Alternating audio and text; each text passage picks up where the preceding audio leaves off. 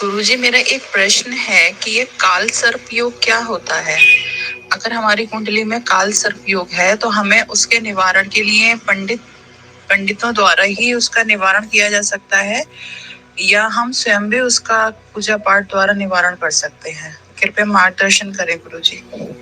कुंडली में हमारे द्वादश खाने होते हैं, 12 खाने होते हैं और 12 खानों में हमारी अलग अलग ढंग से ग्रह स्थापित होते हैं और अलग अलग राशियों में अलग अलग ग्रहों की स्थापना होती है।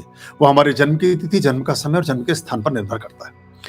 जब भी राहु और केतु की छाया में एम्प्टीनेस, यानी कि एक तरफ सारे ग्रह आ जाएं कुंडली में, जैसे कुंडली में 6 खानों में ग्रह हों और 6 में ग्रह ना हों, 6 खाली हों और 6 में ग्रह हों, या 6 में नीचे ग्रह हों और 6 ऊपर से खाली, कहीं पर भी, और वो राहु और केतु पर जाकर के एंड होते हों। अगर चंद्रमा बाहर निकल जाता है, गुरु बाहर निकल जाता है, तो ये दोष भंग हो जाता है। लेकिन अगर सारे के सारे ग्रह उन 6 खानों में हैं और बाकी में नहीं हैं, तो इसको कालसर्प दोष माना जाए। कालसर्प दोष की बहुत सारे प्रकार हैं, लेकिन ये साधारणतः आता है जब क्योंकि हम बहुत सारी योनियों में बिना सर्प की योनि से जब चराचर जगत की आप एक कल्पना देखते हैं, और हमारे यहाँ पूरा जो आप भविष्य पुराण और बाकी पुराणों की चर्चा करते हैं, उनमें पूरा एक वर्णन है, और हमारे वेदास भी इस बात को बताते हैं कि जब हमारा जीवन का संस्कार विकसित हुआ तो कैसे पहले हम पेड़ भी रहे हैं, हम फिर पौधे भी रहे हैं, हम फिर जलचर रहे हैं, जल में रहने वाले जानवर रहे हैं, फिर हम थलचर रहे हैं, फिर अंतिम योनि हमारी गाय होती है, गाय से फिर मनुष्य तक पहुंचते हैं। तो जब हम सर्प योनि में होते हैं तो बहुत लंबी उम्र को जीते हैं। जो सिद्ध सर्प होते हैं 500 साल की उम्र तक चले जाते हैं। और रेप्टाइल्स की जितनी प्रजातियां हैं, ऐसी धारणाएं, और ये लगभग सभी धर्मों में मानी गई हैं। सांपों का, ड्रैगन्स का, इनका सब, जो किसी भी धर्म को नहीं मानते वो भी मानते हैं इन सबको। इनका हमारे जीवन से गहरा संबंध रहा है। जिन परिवारों में कोई बड़े बुजुर्ग किसी प्रकार से सांप को जाने अनजाने, छिपकलियों को, ऐसे रेप्टाइल्स को, जो सरीसृप, जो रेंगने वाली जीव जंतु हैं, उनको मारते हैं सचेष्ट या मरवाते हैं अपने घर में, तो उनके घर में जब संतानें जन्म लेती हैं तो ऐसा कालसर्प दोष का विकास हो जाता है।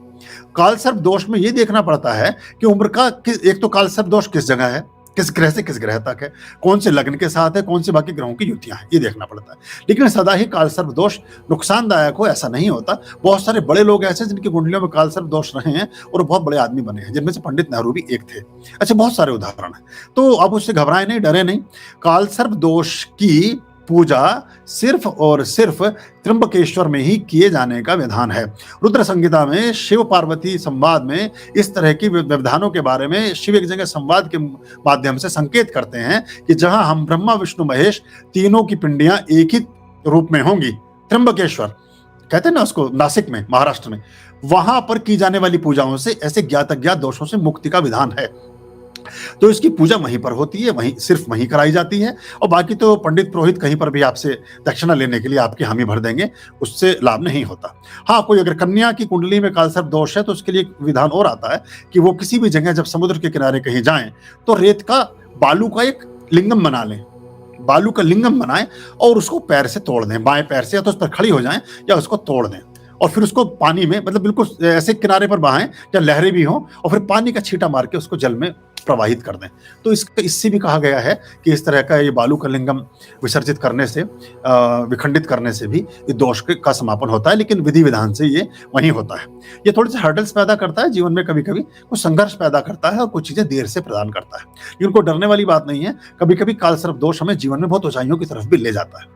फालतू के अंधविश्वास और आडंबरों से घबराएं भी नहीं। अभयाम भज रे चित संततम